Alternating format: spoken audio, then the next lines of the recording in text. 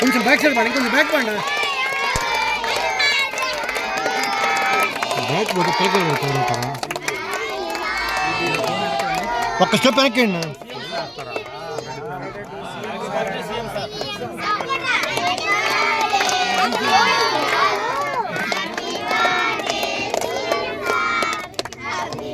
పిల్లకాయలు కేసులు పెట్టి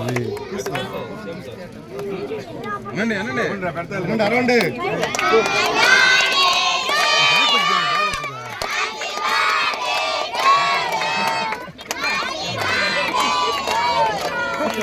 పిల్లకాయలు రావాలి ఏమొస్తున్నారు ఏం చేస్తున్నా కొంచెం వెనక్కి బాగుంది సరేనా ఓ అమ్మాయిలు పక్కన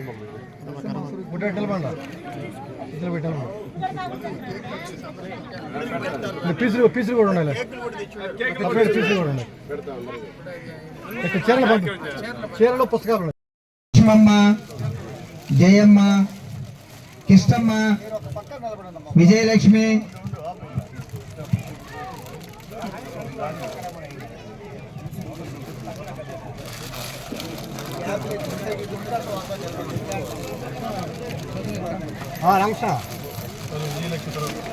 ప్రమీల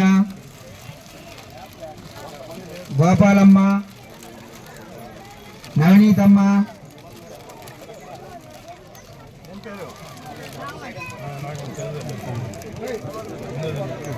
బాలమ్మ సుజాతమ్మ ఆదమ్మ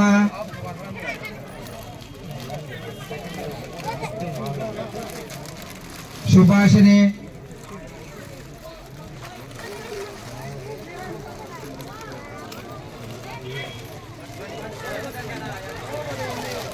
శేషమ్మ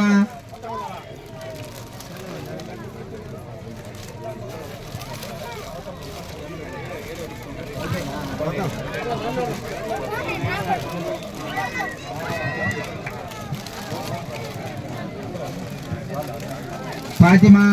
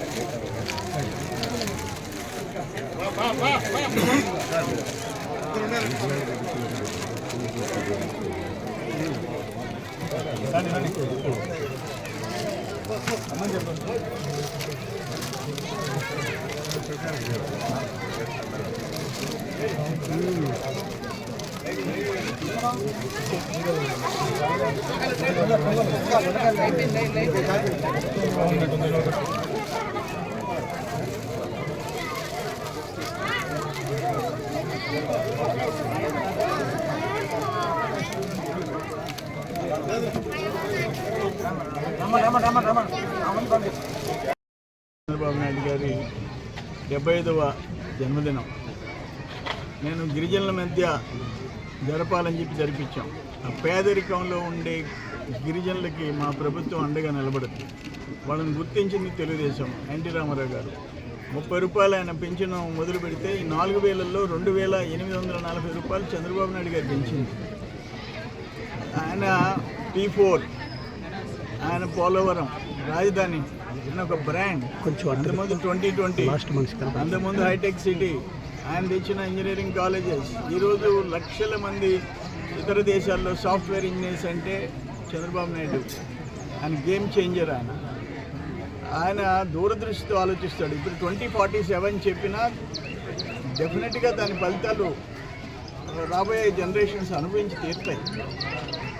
ఈరోజు ఆయన ముఖ్యమంత్రి అయిన తర్వాత వ్యవస్థలన్నీ గాడిలో పడ్డాయి. అంతకుముందు అసలు పరిపాలన లేదు. మొత్తము ఇరిగేషన్, అగ్రికల్చర్, R&B, ఎడ్యుకేషన్ అన్నింటినీ సర్వనాశనం చేసింది గత ప్రభుత్వం.